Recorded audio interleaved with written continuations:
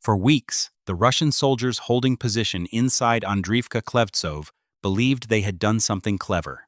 They had not attacked the village in one visible assault that Ukrainian artillery could see coming and destroy in the open.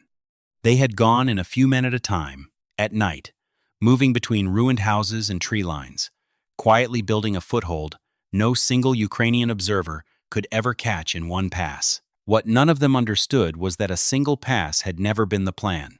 Ukrainian special operators had been watching every one of those quiet infiltrations individually, logging each new position on a map that, by the time the assault came, was more complete than the picture any of the Russian soldiers inside the village held of each other. Andriivka-Klevtsove sits in the Oleksandrivka sector, on the boundary between Zaporizhzhia and Dnipropetrovsk oblasts, a scatter of low houses and outbuildings that, under its old Soviet-era name, Iskra, had never been of any particular military importance. It became important the moment Russian assault groups decided it was easier to take a small village through patience than through force. Rather than commit a company in the open, where Ukrainian drones and artillery could annihilate it within minutes, Russian units filtered in using small teams of 2 to 5 soldiers, entering after dark, occupying a basement or a shattered structure, and simply staying there invisible, dispersed, and individually almost impossible to justify an expensive strike against. It is a tactic Russian forces have leaned on across dozens of frontline settlements since 2024. Infiltration by attrition, trading speed for survivability, betting that no defender can watch every ruined building in every direction at once. Ukraine's answer to that bet was not more firepower. It was more patience.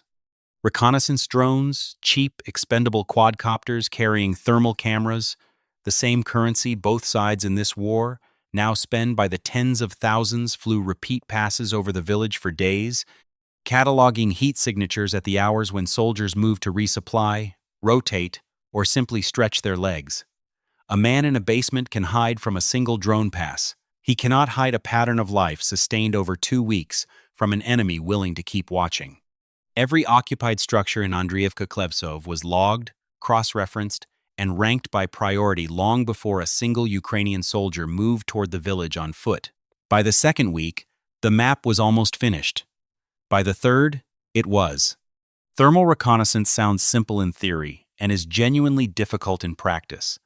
And the difficulty is exactly what infiltration tactics are built to exploit. A soldier standing in the open at night is an obvious heat signature against a cold background. A soldier lying still inside a basement, wrapped in whatever insulation he can scavenge, radiating heat slowly through several feet of stone and packed earth, is close to invisible on any single thermal pass, which is precisely why Russian teams favored basements and cellar spaces over upper floors, where roof damage let heat escape more freely. Ukrainian operators countered not by building a better camera, but by refusing to rely on any single pass at all. A structure that showed a faint, inconsistent thermal bloom once a week meant nothing on its own. The same structure showing that bloom at the same hour, 3 separate nights, meant someone inside was keeping a routine, and routines are what patient reconnaissance is designed to catch. Electronic warfare teams added a second layer entirely independent of heat. Passive interception of short-range Russian radio traffic between positions, used not to understand what was being said, but simply to confirm that 2 structures previously assumed to be unoccupied were, in fact, talking to each other. What made this particular operation unusual was not the mapping. It was what Ukraine chose to do with it before firing a shot. Operators from the 3rd Special Operations Regiment, named for the medieval prince Sviatoslav the Brave, coordinated the assault with one of the Special Operations Force's own psychological operations centers, a unit whose job is not to kill the enemy, but to convince him that continuing to fight is no longer worth what it will cost him. Loudspeaker drones and pre-recorded broadcasts are cheap compared to the alternative, a sustained clearing operation, room by room, against soldiers who believe they have nothing left to lose. If a surrounded man can be told, clearly and credibly, that resistance changes nothing except how he dies, a meaningful number of surrounded men will choose not to test that math. A drone-mounted loudspeaker costs less than a single anti-tank round, and on the morning of the operation, it was about to talk an entire platoon into surrendering considerably more expensive weapons than the drone itself had ever carried. At approximately 0500 hours on August 17, the operation began not with an artillery barrage that would have announced the attack to every Russian position in the sector, but with small teams moving from multiple directions at once, guided toward coordinates they already possessed. Surprise, at this stage, was not a hope. It was a deliverable, purchased in advance with 2 weeks of drone footage. The first structures fell quickly, positions the reconnaissance had marked as lightly held, cleared before their occupants fully understood which direction the threat was coming from. Radio traffic inside the Russian perimeter, intercepted piecemeal by the same electronic warfare teams that had helped build the target map, shifted within minutes from routine check-ins to confused requests for instructions. No one further up the chain could immediately answer. A command structure built around small, independent teams is resilient against a single strike. It is far less resilient when every team loses contact with its neighbors at once and has no way of knowing whether the silence means bad luck or something coordinated. 3 positions resisted outright. The first, a fortified cellar beneath a collapsed house on the village's northern edge, was neutralized with support from an FPV drone team flying in tandem with the ground assault, a first-person view quadcopter, carrying a small-shaped charge, sent through a gap in the collapsed roof that infantry alone could not have safely approached. The second position collapsed under direct assault within the hour, once its exit routes were cut. The third held out longest, its occupants aware, correctly, that survival now depended entirely on whether help arrived before Ukrainian operators did. Help did not arrive. Nothing moved toward Andriivka-Klevtsove from the Russian side all morning, not reinforcements, not artillery in support of the trapped position, not even a coordinated attempt at a counter-assault. The infiltration tactic that had let Russian teams enter the village unnoticed, 1 or 2 men at a time, meant there was no concentrated force nearby large enough to relieve them once they were found. It was at this point that the loudspeaker drones did their work. Broadcasts in Russian, prepared before the operation ever began, made the position of the remaining holdouts explicit. Surrounded, cut off from resupply, and facing operators who had already taken prisoners elsewhere in the village without incident. Surrender was framed not as defeat, but as the only remaining option that did not end with a body left in the rubble. 4 men in the second position came out first, weapons left behind.